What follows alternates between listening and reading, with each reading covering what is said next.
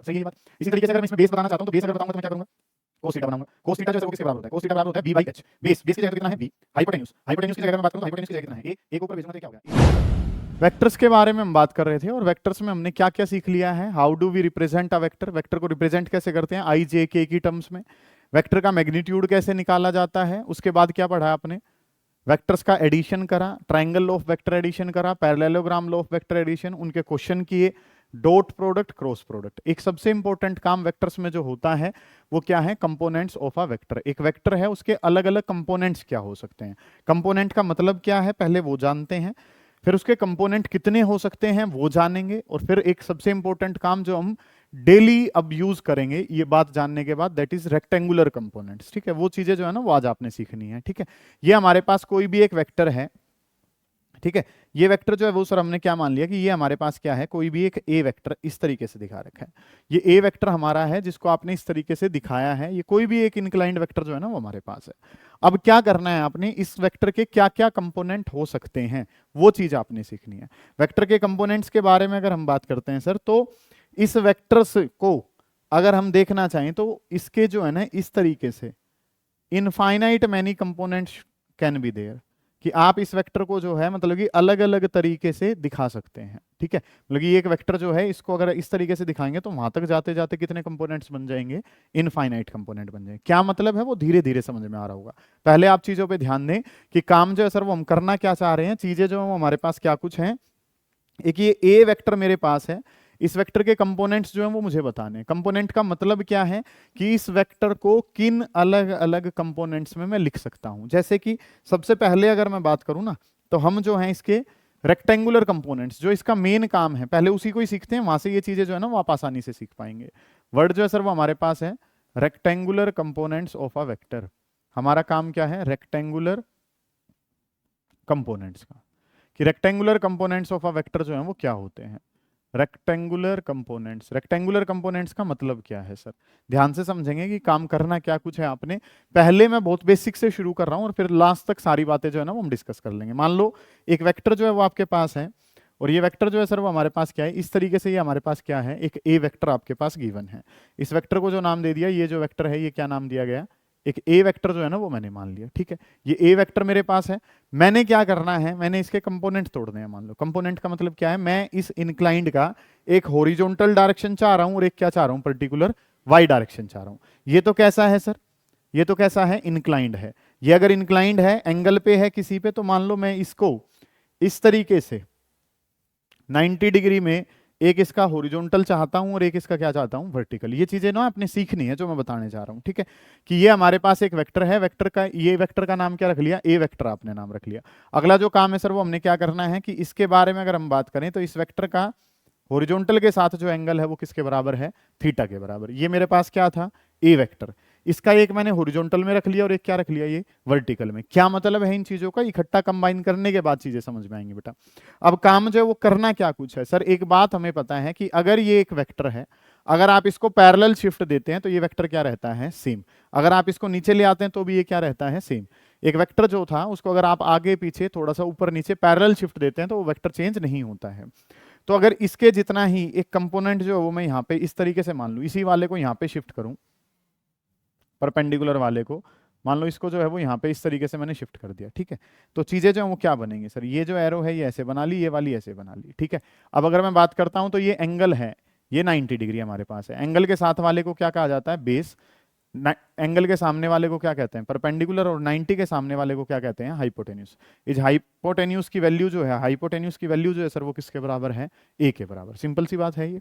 ठीक है, अब अगला जो काम है सर वो हमने क्या करना है, सीखना क्या है उस बात पे गौर करें कि अगर मैं यहाँ पे साइन थीटा लगाता हूं, ठीक है, तो साइन थीटा किसके बराबर होता है सर, साइन थीटा होता है पी बाई एच।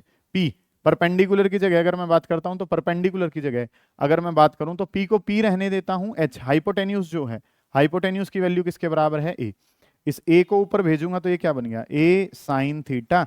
और ए साइन थीटा जो है सर वो बराबर है किसके बराबर है, पी के बराबर है। ए साइन थीटा जो है सर वो किसके बराबर है, पी के बराबर। काम जो वो क्या करना है, साइन थीटा, साइन थीटा की value P divided by H. P की जगह तो पी है ही, एच हाइपोटेन्यूज जो है उसकी जगह कितना है, ए। तो P डिवाइडेड बाई ए, जो ये A डिवाइड में था वो कहाँ भेज दिया, मल्टीप्लाई में, तो A साइन थीटा किसके बराबर आ गया, P के बराबर। ठीक है, ये बात आपको पता चल गई। परपेंडिकुलर पता चल चुका है कि परपेंडिकुलर की वैल्यू जो है सर, परपेंडिकुलर की वैल्यू किसके बराबर है, A साइन थीटा के बराबर। सही है ये बात। इसी तरीके से अगर मैं इसमें बेस बताना चाहता हूं तो बेस अगर बताऊंगा तो मैं क्या करूंगा, कोस थीटा बनाऊंगा। कोस थीटा जो है सर वो किसके बराबर होता है, कोस थीटा बराबर होता है B by H. Base, base की जगह तो कितना है बी। हाइपोटेन्यूज, हाइपोटेन्यूज की जगह अगर मैं बात करूं तो हाइपोटेन्यूज की जगह कितना है ए को ऊपर भेजूंगा तो ये क्या हो गया, ए कोस थीटा, और ए कोस थीटा किसके बराबर है, बेस के बराबर है। कि बेस जो है सर वो किसके बराबर है, बेस बराबर है ए कोस थीटा के। तो ये वैल्यू जो है सर वो कितनी पता चल गई, ए कोस थीटा पता चल गई। ठीक है, अभी मैंने आपको बताया कि क्या हम कर रहे हैं।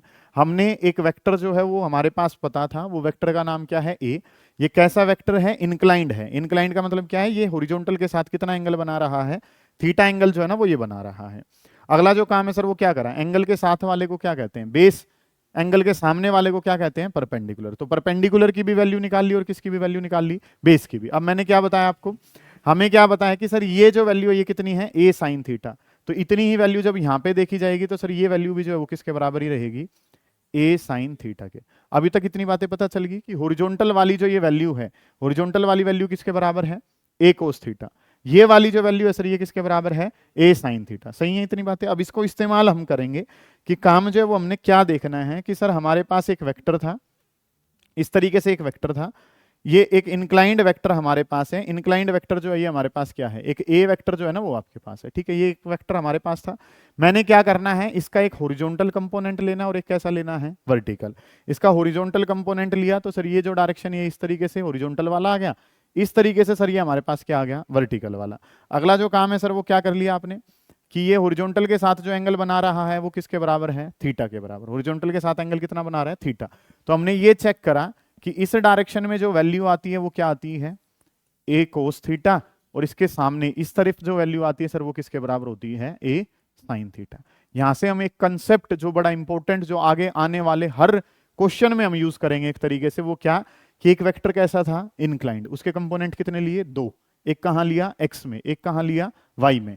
हॉरिजॉन्टल के साथ वाला, एंगल के साथ वाला, एंगल के साथ वाला कंपोनेंट उसका क्या कहलाता है, कोस। और उसका एंगल से अपोजिट वाला जो कंपोनेंट है सर वो क्या कहलाता है, साइन। इतनी बातें समझ में आ गई आपको। एंगल के साथ वाले को क्या कहा गया है, कोस। एंगल के अपोजिट वाले को क्या कहा है, साइन। कैसे आए हैं वो मैंने आपको समझाए हैं। ठीक है, हमने एक ट्राइंगल बनाई थी, उस ट्राइंगल में हमने काम जो है ना वो इस तरीके से करा था। अभी तुम्हें ना तो कंपोनेंट वर्ड का मतलब पता है, ना तुम्हें रेक्टेंगुलर का पता है।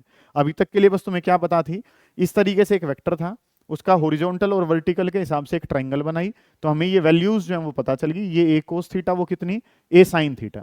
ये ए साइन थीटा है तो सर ये भी कितना ही होगा, ए साइन थीटा। फिर इसके हिसाब से हमने ये कंक्लूजन निकाल लिया। इस तरीके से बातें हमें पता चल गई। कोई दिक्कत है इतने काम में, नहीं।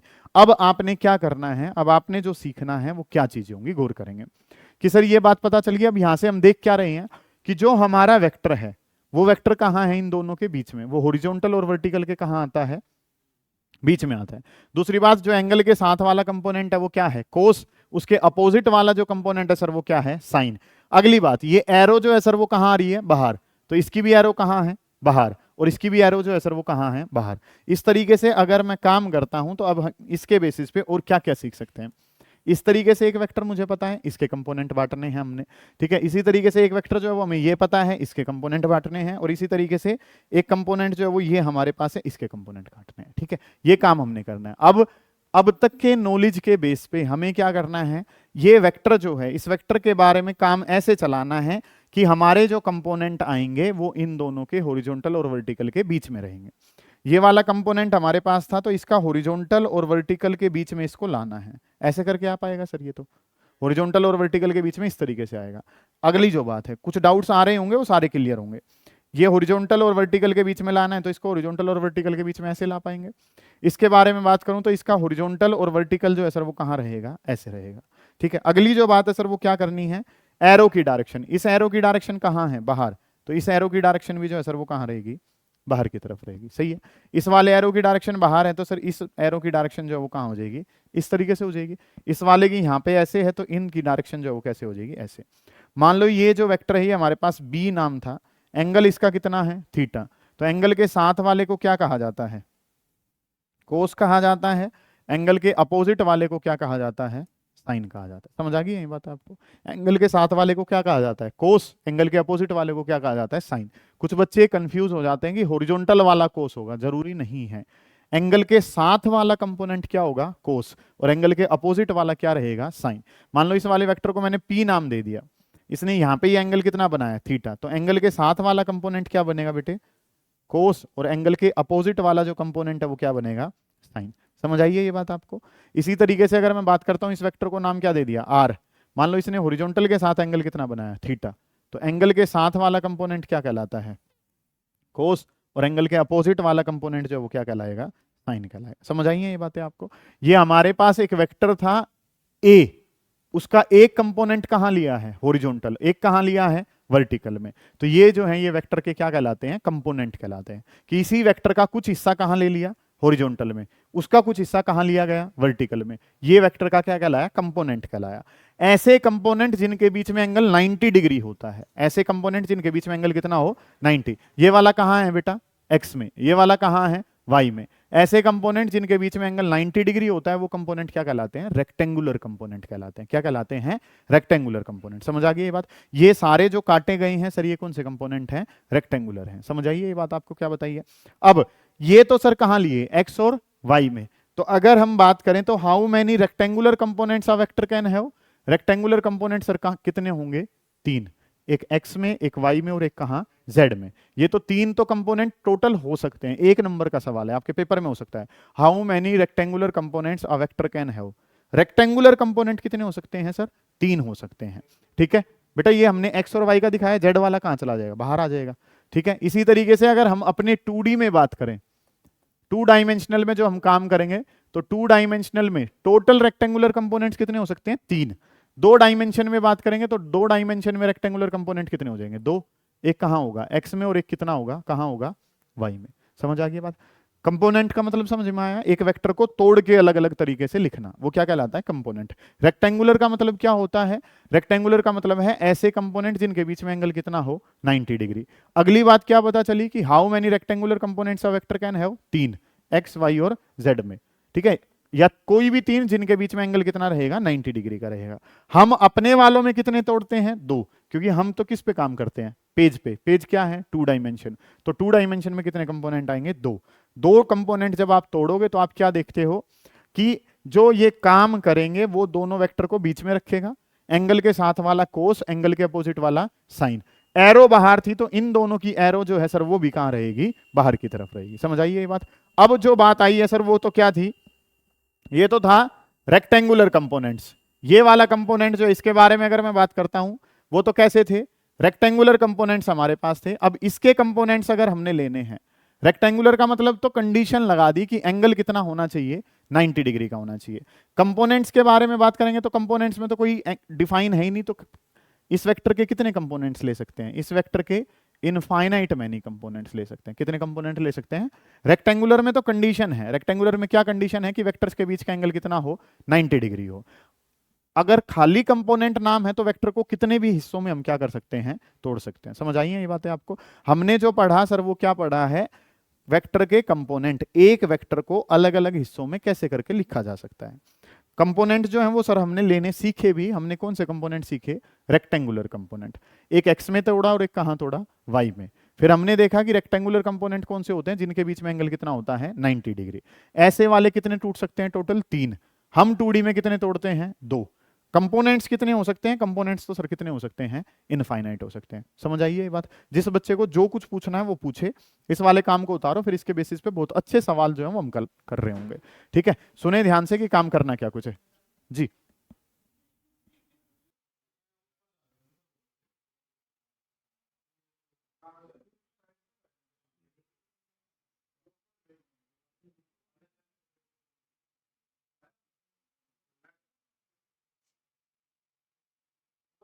देखते ही नहीं यार, ये प्लॉट 14 बार समझा रखे मगर इसमें लगा दिया करो।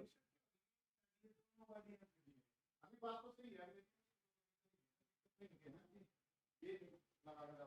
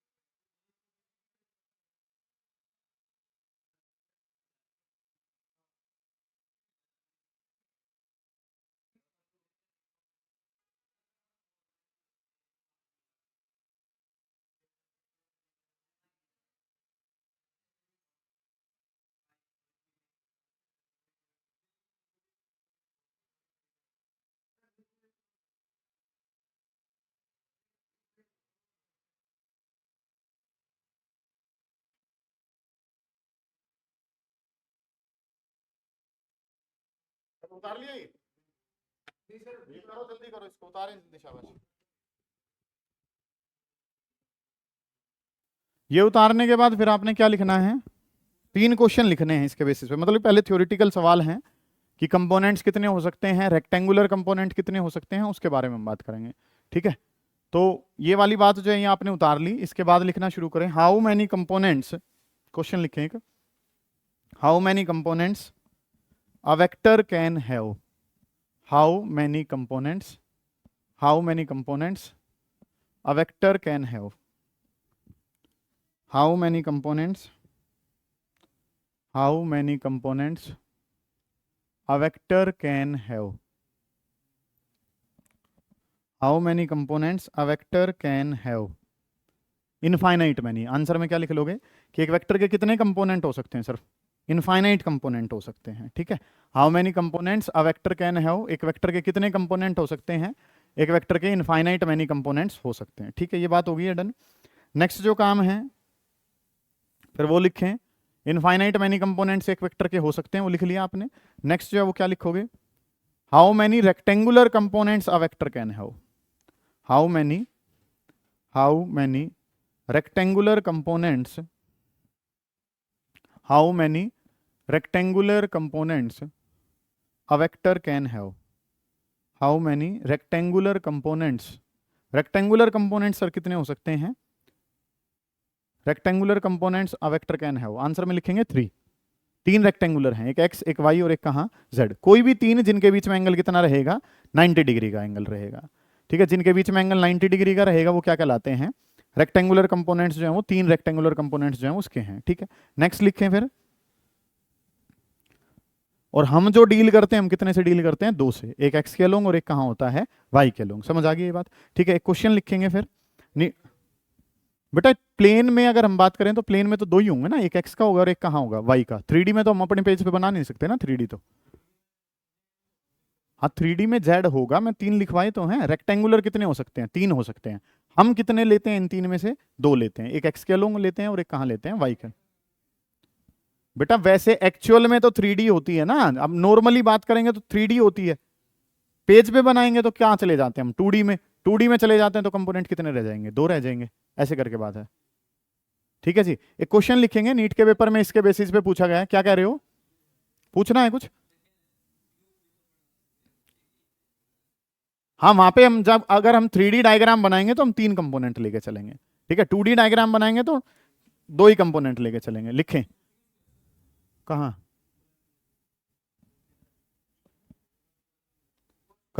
लिखें क्वेश्चन लिखेंगे। नीट के पेपर में पूछा हुआ सवाल है कि आपको कार्टेशियन प्लेन एक दिया हुआ है इस तरीके से, एक एक्स एक्सिस है एक वाई एक्सिस है, ये हमारे पास एक्स एक्सिस है, वेक्टर का कंपोनेंट और वेक्टर का इस्तेमाल करके सवाल है। ठीक है, इस तरीके से जो वैल्यूज है ना वो आपको दिखा रखे हैं कि हमारे पास जो है एक एक्स एक्सिस है, एक जो है वो क्या दिखा रखा है, वाई एक्सिस दिखा रखा है। फिर आपको जो काम है वो क्या कुछ दिया हुआ है, इस तरीके से काम दे रखा है। ठीक है,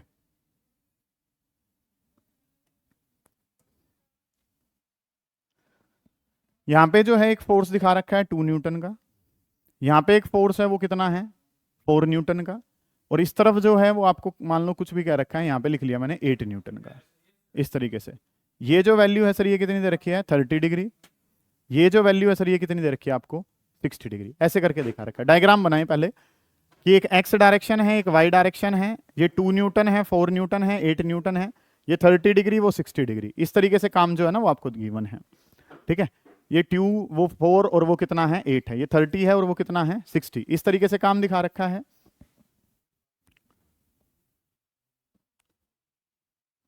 इसके अंदर ये क्वेश्चन लिखने के बाद फिर उसके अंदर क्या लिखोगे आप, इन ऑर्डर टू हैव, हाँ जी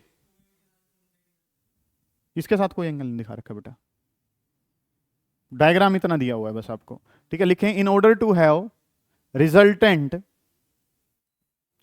in order to have resultant only in y direction, in order to have resultant only in x direction लिखो, only in x direction, only in x direction, what force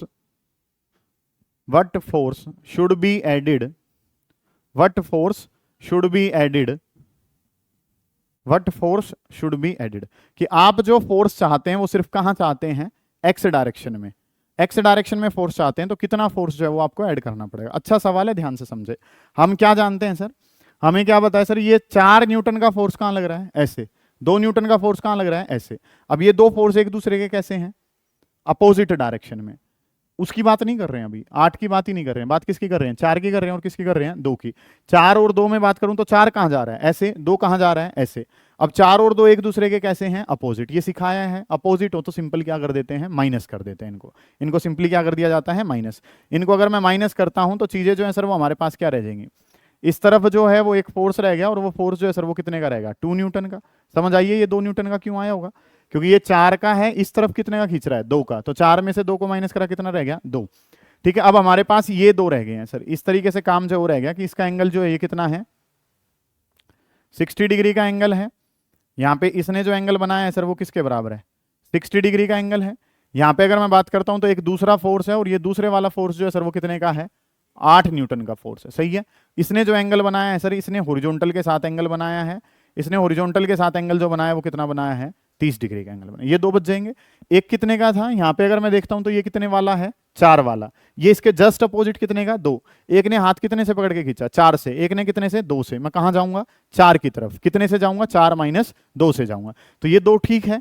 इसने angle जो बनाया वो कितना, 60। इसने जो बनाया वो कितना बनाया, 30। अब हमें क्या पता है, हमने रेक्टेंगुलर कंपोनेंट सीखे हैं, बोर्ड पे ध्यान देंगे, इसके अलावा और कोई बच्चा कुछ करे ही ना भाई, सुने ध्यान से।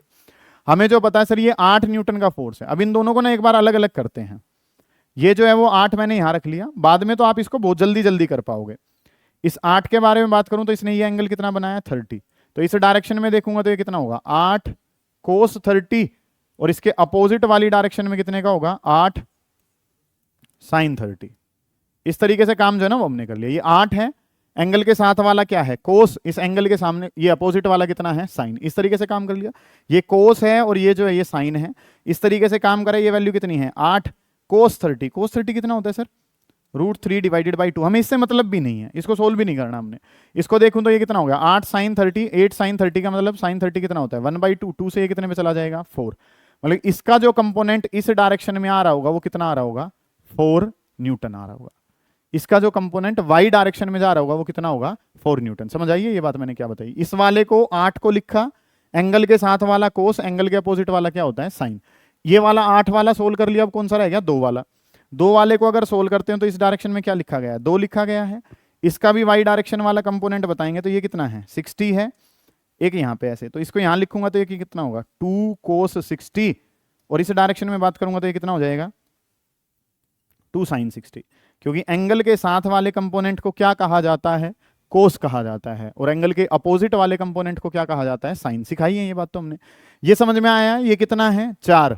ये कितना है, 2। 4 और 2 का कितना रह गया था सर, 2 रह गया था। एक 2 बचा हुआ है और एक कितना बचा हुआ है, 8। 2 का कंपोनेंट सोल्व करा, 2 के कंपोनेंट सोल्व करे तो इस तरीके से, 8 के कंपोनेंट सोल्व करे इस तरीके से। कहां की बात करनी है कि आंसर सिर्फ कहां चाहिए, एक्स में चाहिए, वाई में तो आंसर ही नहीं चाहिए। तो वाई वाले आंसर निकाले। वाई वाला आंसर ये कितना बन जाएगा, 2 इंटू कोस 60 करा तो कोस 60 कितना होता है, 1/2। 2 से 2 गया तो आंसर कितना रह जाएगा। तो इसका कंपोनेंट तो 4 है और इसका कंपोनेंट कितना है, 1। इस तरीके से काम कर लिया। इसका कंपोनेंट 4 है, इसका कंपोनेंट इस डायरेक्शन में कितना आया, 1। तो वाई डायरेक्शन में जो आंसर है, 4 और 1 का सम करा तो वाई डायरेक्शन में फोर्स कितना बन रहा है, 5 न्यूटन का बन रहा है। वाई डायरेक्शन में फोर्स नहीं चाहिए तो क्या करना है सर, 5 न्यूटन ऊपर जा रहा है तो 5 ही कहां लगा दो, नीचे। तो वाई डायरेक्शन का फोर्स क्या हो जाएगा, खत्म हो जाएगा। तो आपने जो फोर्स ऐड करना है, फोर्स टू बी एडिड, जो फोर्स ऐड करना है वो कितने का, 5 न्यूटन का। 5 न्यूटन कहां ऐड करना है सर, नेगेटिव वाई डायरेक्शन में। कहां ऐड करना है सर, 5 न्यूटन का नेगेटिव वाई डायरेक्शन में आपने इसको ऐड करना है। इस तरीके से काम जो है ना वो आपके समझ में आती है चीजें। दोबारा देखो, सवाल का लेवल बहुत बढ़िया है, कंपटीशन का ही डायरेक्ट सवाल करवा रहा हूं। कल करेंगे इसके बेसिस पे, छोटे लेवल के भी क्वेश्चन कर रहे होंगे। आज की तारीख में क्या करा, एक 4 एक 2, 4 और 2 को सोल्व करा, कितना बन गया सर हमारे पास, 2 बन गया। सही है ये बात तो, क्योंकि 4 जो है वो ऐसे जा रहा था, 2 ऐसे जा रहा था। कहां चला जाऊंगा, 4 की तरफ चला जाऊंगा। कितने से जाऊंगा, 4 माइनस 2 से, तो 2 बच गया ये तो हमारे पास। अगली जो बात है सर, एक 8 है। इस 8 वाले के कंपोनेंट, एंगल के साथ वाला कोस, एंगल के अपोजिट वाला साइन। इसी तरीके से इस 2 वाले कंपोनेंट को लिखा तो एंगल के साथ वाला कोस, अपोजिट वाला क्या होता है, साइन। इस तरीके से चीजें हमने करी। अगला जो काम है सर वो क्या कर लिया, 8 कोस 30 और वो क्या हो जाएगा, साइन 30। y में आंसर नहीं चाहिए तो y के ही देख लो ना, y में बन क्या रहा है, y में यहां से कितना बन रहा है 4, y में यहां से कितना बन रहा है 1, टोटल y में कितना आ रहा है 5, 5 y में बन रहा है। क्या उसने कहा है कि y में आंसर चाहिए आपको, y में आंसर नहीं चाहिए तो y में 5 ऊपर है तो 5 ही कहां लगा दो, नीचे। 5 - 5 आंसर कितना हो जाएगा, 0 हो जाएगा। समझ आई ये बातें? अपने डाउट्स पूछो बेटा, डाउट क्या है, मैं अपनी तरफ से समझा चुका हूं, तुम पूछो कि तुम्हें कहां दिक्कत आ रही है। एक्स वाले की जरूरत कहां है बेटा, उसने कहा है कि सब कंपोनेंट एक्स में बचना चाहिए, मेरा आंसर एक्स में आए, एक्स में आए तो इसका मतलब वाई में ना आए, वाई में ना आए तो वाई वाले देखो वाई में है कितने, वो देखे उनको सोल्व करा तो आंसर किसका आ गया, वाई का आंसर आ गया। पूछिए किसी को कोई दिक्कत है तो। बेटा +5 कहां जा रहा है, ऊपर, आंसर आना नहीं चाहिए, प्लस का 5 ऊपर है ना तो -5 नीचे की तरफ करना पड़ेगा, तभी तो आंसर 0 बनेगा। आपको क्या पता चला कि इस फिगर में वाई डायरेक्शन में कितना आंसर आ रहा है, 5 आ रहा है। उसने क्या कहा है, आंसर सिर्फ कहां चाहिए, एक्स में, तो वाई में आंसर नहीं चाहिए। वाई में +5 था तो कितना कर दिया, नीचे की तरफ कर दिया, ताकि आंसर कितना हो जाए, 0 हो जाए। समझ आ गई बात? और पूछो, किसी ने पूछना है ठीक है, नहीं तो फिर आगे बढ़ेंगे, कर लेंगे इसका।